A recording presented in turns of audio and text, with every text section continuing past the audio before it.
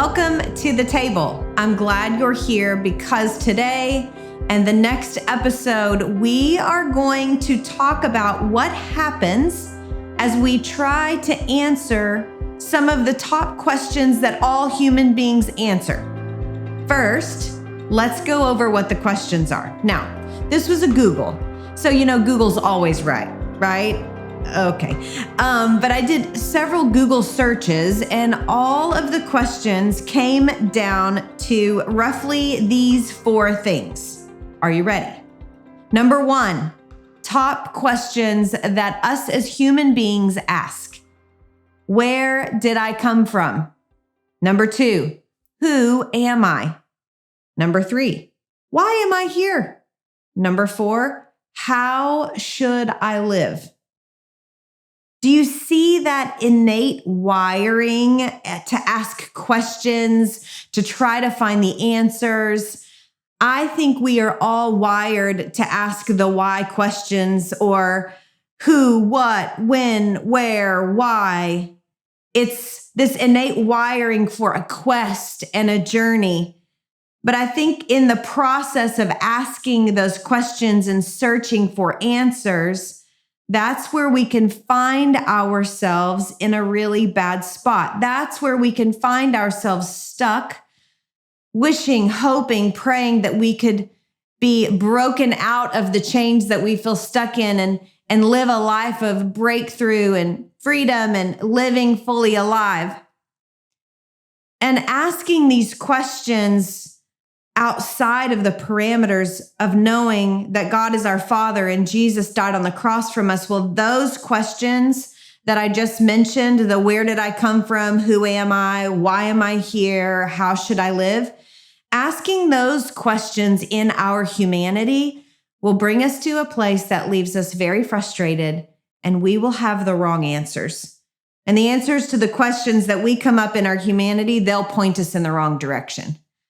I remember when I moved to Texas years ago, I was sitting in a church that I had just been to a few times, and that church ended up being our church home, and we absolutely love that place and those people. And I'm sitting in the church auditorium, and I'd visited several churches, and honestly, I was just kind of disillusioned at that point with just life in general. And I was frustrated. I had been in ministry for a long time. I was hurt, burnt out, wounded, all the things. And I thought, I don't know. I don't even know if this is the right place. And I kind of just sat on the row of chairs there, listening, but really not engaging much. But this one Sunday, Pastor Joel got up on the stage and he said, okay, I want you to look under your chair.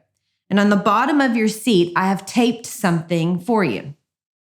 So I reached down to get whatever's underneath my chair, and I feel around, and he has put this puzzle piece. It's a little red and white puzzle piece. I don't even know what the puzzle was, but we all received a piece of the puzzle underneath our seat. Now, I couldn't tell you what his message was, what he spoke about, what the details were, but what I do remember is he said, you have a fit.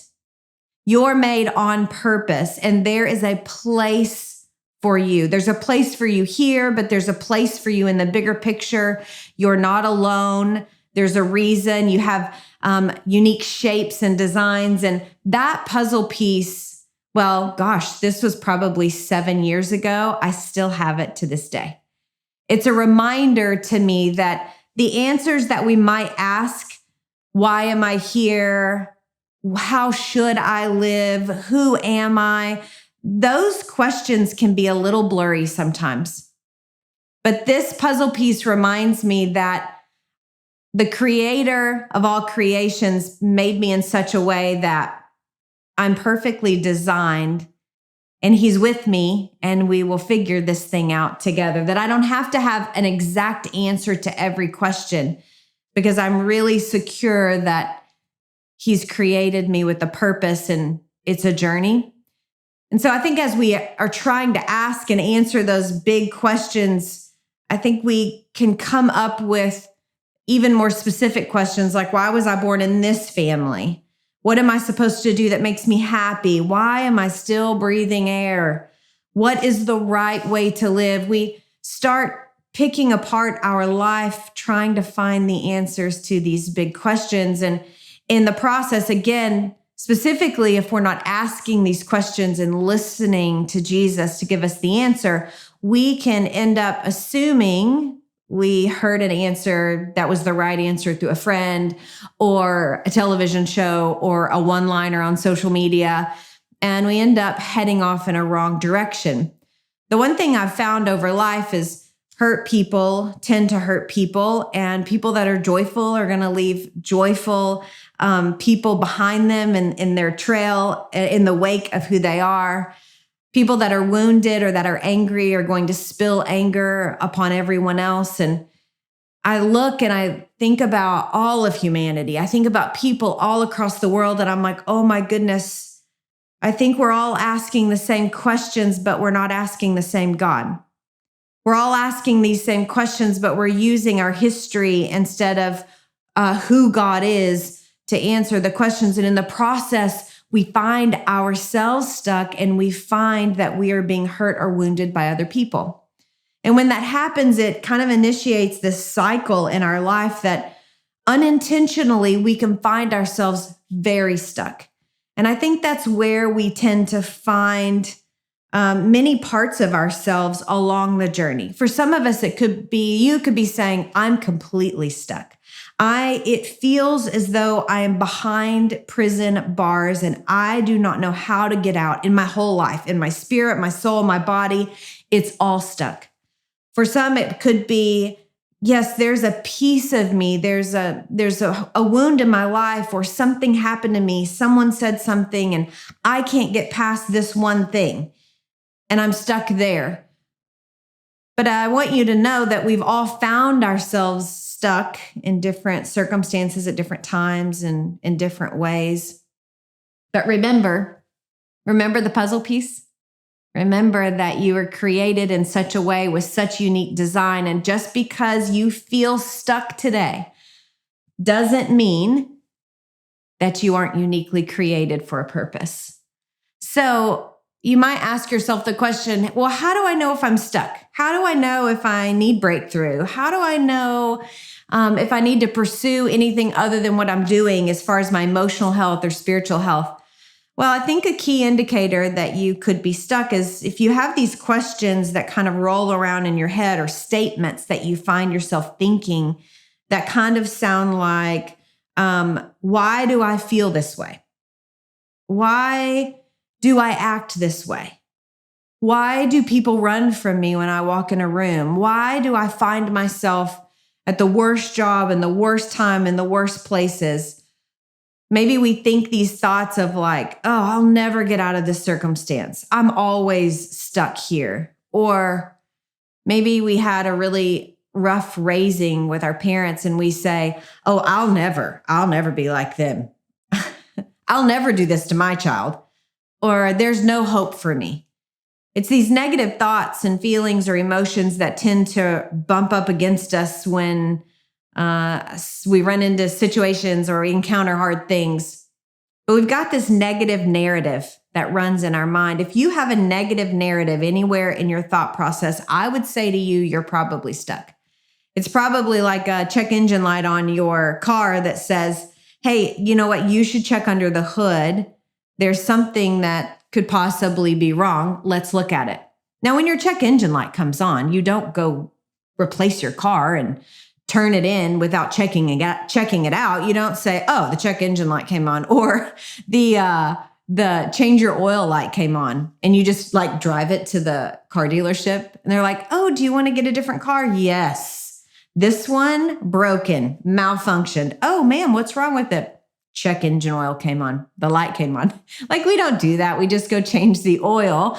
And so the same thing with this. It doesn't mean that you throw the whole thing away. It doesn't mean that you cover, your head with covers and say, I'll never be good enough. Don't say that. It's just a check engine light. It's a change your oil light. Let's check under the hood. And so I want you to think about a house. I want you to think about what it takes to build a house. We built a few houses over our marriage, our 24 years plus of marriage. And one thing that I remember vividly, we purchased some land. It was about 4 acres. It was set up in some trees, and we were going to build our dream home. And it was kind of, the house was built up on on a hill. And so it required a lot of framework and things like that. And I remember we had to put the foundation in, and it took a long time because it was so tall. It was very detailed. And then the big truck, the semi truck, pulled up one day, and it was a huge semi truck, and it was our lumber package. It had, oh my gosh, trusses, and it was crazy. And it backs up into our property, and it raises its tailbed up. It drops all the lumber. And then it drives off. It was so crazy. And then over time, we began to build this house. We had the framers come out and sheetrock, and then we decorated it and all the things. So think about building a house. Think about that it requires a foundation, something to put it on. The foundation could be dirt. It could be pier and beam. It could be concrete, whatever. And then you've got the lumber package. You've got the framework. It requires steps. So I want you to think about this idea of being stuck as building a house. We ask the question, what comes first, the chicken or the egg? In a house, we know that you have to have a foundation first, lumber second. But in this cycle, I don't want you to think of it as first, second, third, fourth. Although I really do believe it comes in order. But I think sometimes we can identify step 4 before we can identify step 1. So don't get hung up on number 1, number 2, number 3. Just listen to the analogy. Let's talk it through. Something is going to point itself out to you, and it's going to be glaringly obvious, okay? So when we find ourselves stuck and we find ourselves in a cycle that we need to break out of, I want you to think of an event that takes place in your life, like that lumber package that I was telling you that got dropped off on our foundation. See, that truck backed up and it dumped and it drove off. How many times in your life have you been dumped on? How many times have you experienced something in your life that has caused pain, fear, insecurity, anxiety? Maybe this thing that took place was something really small, but felt really big. Maybe it was bullying in elementary school. Maybe it was something that was a very traumatic event like abuse or neglect. Maybe you experienced grief through the death of a loved one, or maybe a car accident. You experienced an event and you got dumped on. The lumber package was delivered. We all have events in our life. The question is, when the event and the lumber package gets dropped off on your foundation of who you are, now you are left with the choice on what you're going to do with the dump. I won't go down that rabbit hole. What are you going to do with the lumber package that got dropped off? Now, anytime we have an event that happens in our life, pain and the thoughts and feelings of fear will come and will creep in. Those markers of pain and fear are not to point to you to say you're bad. If you were good enough or strong enough, you wouldn't feel pain. Shame on you. Or you should do XYZ to get rid of the pain immediately because that will make you a good person. No, we're wired and we experience pain and hurt and wounds. And so the fear that comes along with it that tries to creep in, that passes us by, that's normal. It's just what do we do with it? So in that moment when the fear and the pain try to settle into your life, I want you to think of the fear and the pain as hammer and nails. See, what happens when we experience events in our life, the enemy would love to come in and explain to us the reason why the event happened. Now, we know that the word says that the enemy comes to kill, steal, and destroy, but God comes to bring life and life abundantly. So in this moment, his plan for your life is to kill, steal, and destroy from you, to take away your future and to keep you stuck in the event for the rest of your life. So he comes and says, here's some hammer and nails. Pick these up. I'm going to tell you exactly what to do with them. And so in this narrative that we find ourselves processing, and sometimes the narrative can come through people that are around us, we begin to try to put words behind what happened, and the lumber package has been dumped, and now we have hammer and nails. And in our attempt to make sense, we start constructing framework of a house that we will soon find ourselves stuck inside of. And so we're hammering and we're nails and we're putting up framework. And the whole time we're saying, oh, I knew it was my fault. It will always be my fault. If I would have done this, it would have been better. If she would have done that, this would have never happened. If God would have been there, then I wouldn't have experienced the trauma. And we begin to put blame, make promises, create these belief systems about the event that took place through the lens of pain and fear, and a narrative that's not healthy and that it's going to bring death instead of life.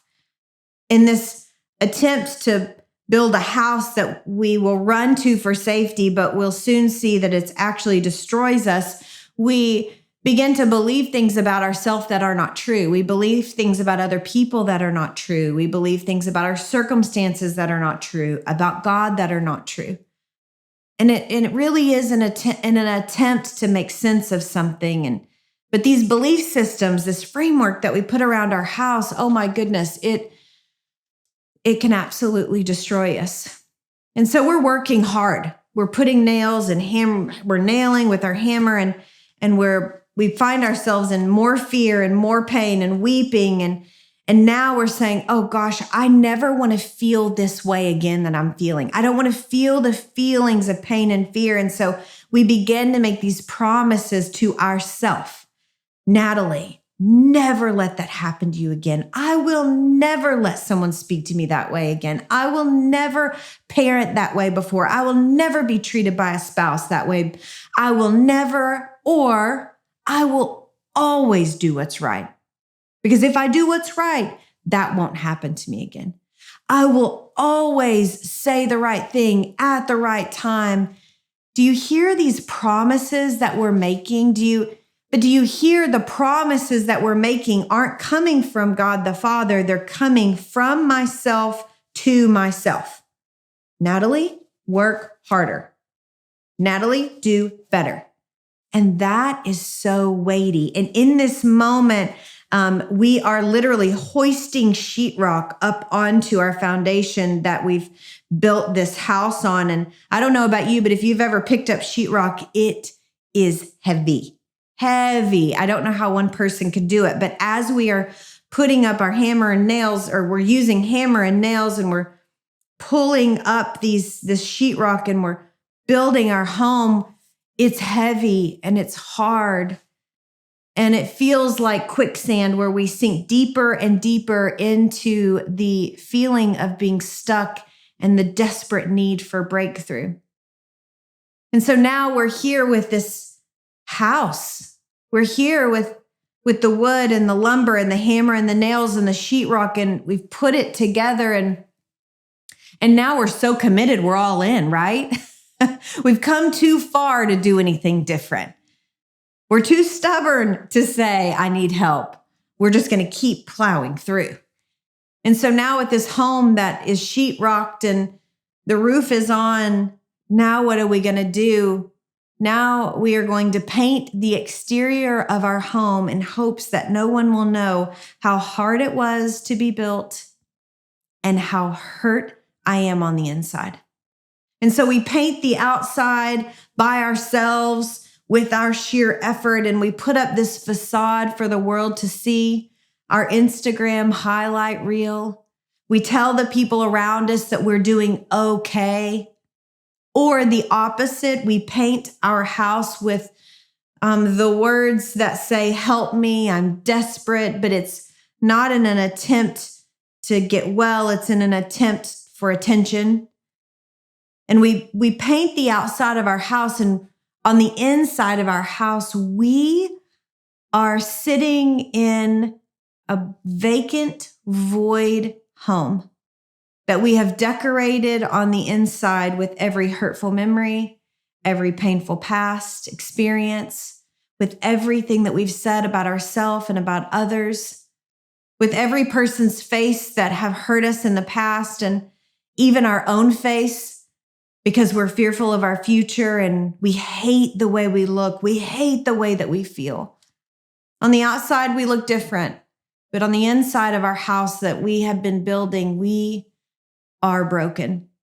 And often in this time and space in our house is when we find our defenses start rising up. See, in the hurt and the pain and in these inner vows, these commitments that we make to ourselves, no one oftentimes really sees what's happening. They don't really see what we're doing because it's an internal thing. But now, once we've painted the outside and we are desperate on the inside, here's where our defenses start creeping up and people start to notice. See, a defense is something like blaming others, blaming myself. It can be over medication. We medicate ourselves to try to numb the pain that we are experiencing. It's abusing alcohol. It's doing drugs. It's abusing medicines that are there to help us, but we take too many because we just want the pain to go away for 1 minute. The defenses can be overeating. The way that we can try to numb our pain could be not eating at all. This place of defense can sometimes lead to fantasy, where we go inside our home and we fantasize about what we only dreamed and hoped life could look like.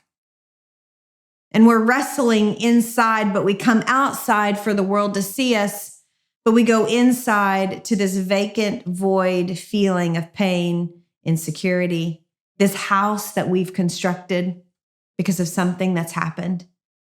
And so now in this cycle, now people are beginning to look at us and look into our life and see what we've painted. And for some, they might be confused, like, well, the outside of your house looks great, but every once in a while you crack open a window and I'm confused. Are you happy or are you sad? For others, we keep the blinds closed. We only let them see the exterior. And so when people see the exterior of our home and what we portray to others, whether it's good or bad, they respond on what we give them. They respond on what they see in us, on us, and around us, that house that we have so meticulously put together. And they begin to respond to that thing. But the tricky part is in the response, oftentimes, it reinstills another event that happens in our life, or it reinstills the event that we just got done working through and trying to build a home that would make us feel better, because they're responding based on what they see, not actually who we are. And the cycle continues again and again and again. See, the response is it oftentimes perpetuates this lie. We find ourselves in that cycle, but it's that quicksand that just continues to sink further and further and further down, and we just want to get out. I'm reminded of a scripture in 2 Corinthians, and I'm going to read this out of the Message translation because my heart for you is that you would hear the common language of it, so that you could kind of hear the principles of what we've been talking about. This is what it says. The world is unprincipled. It's a dog-eat-dog world out there. The world doesn't fight fair, but we don't live or fight our battles that way. We never have, and we never will. The tools of our trade aren't for marketing or manipulation, but for demolishing the entire massively corrupt culture. We use our powerful God tools for smashing warped theologies, warped philosophies, for tearing down barriers erected against the truth of God, and fitting every loose thought and emotion and impulse into the structure of the life shaped by Christ. See, our tools are ready at hand for clearing the ground of every obstruction and building lives of obedience into maturity. The structures that the world would like for us to build, the corrupt culture oftentimes that we live in would say, you should do better, you should be better, you should read more books, you should get this figured out on your own, you should build another house, you should paint it this color. And we're forgetting that these buildings and structures, some that we have built ourselves with our own tools, that those are not to be on our foundation. That God says, I've actually created something. I am that person. I died on the cross for you. I am your protector. I'm the one that will offer forgiveness. I'm the one that can bring you peace and closure. And I'm the one you run to, not the house that you've made. See, scripture says, run to me, God, and I will keep you safe. I am your great defender. See, the God tools that it says that we have full access to, those are tools that I have because I am in him and he is in me. That I have more than enough, and he's fighting on my behalf far more than anyone on this planet is. That he's got everything that it takes to wipe out a house. I think about the fairy tale story. When you're young, I'm going to huff and puff and blow your house down. Instead of the big bad wolf doing that, it's God our Father. In one breath, he can clear out an entire structure that you have worked your life to build, the painful structure that you have put yourself into. And he says, son and daughter, I want you to run to me because I want to build a life with you that is actually fully alive. See, I'm sure that through the course of this conversation, probably I've said something that a memory or a thought has popped in your mind. Oh, I remember when I did that, or I remember when I said that, or I remember when that happened to me. Or maybe you're identifying, oh my goodness, yes, people respond to me in a way that I've always wondered why. Maybe the house I've portrayed or the house that I've painted is actually not me. Maybe I'm actually hurt or wounded. And I want to encourage you and remind you that those thoughts, ideas, and memories are not there to cause you pain or insecurity or fear. Remember this puzzle piece again. Remember that the shape of who you are is fearfully and wonderfully made. And your current house that you're hiding in is no match to God. So here's what I want you to do. When you get off this podcast, when we're done having this conversation, when you shut down your computer or television and the YouTube is over, I want you to think and ask these two questions. Jesus, where am I stuck? In this cycle, in this building a home that I run to for my own safety, where am I stuck? Am I sitting here with lumber piled in my lap? Do I have the hammer and the nails in my hand? Am I actually constructing something, or am I living in something? Where am I in this process? And then I want you to ask him why. Remember the questions at the beginning, the big questions that humanity asks? Where did I come from? Who am I? And remember I told you that those questions asked without the influence and direction of our Father are going to lead you nowhere. These questions that you can ask, he will answer you every time. See, his heart for you is to live fully alive in him. And he loves to have a relationship with you. So don't be fearful to ask. Lean in, ask some questions, and then wait and listen. And let's see what happens. I'm really excited about next episode. I'm excited that the next episode, we are going to talk about living fully alive. What does that actually look like? I pray that over the next few weeks, as you think about and process and ponder these questions, that you would be encountered with such joy and such peace and such delight and such patience and direction that your life is forever changed.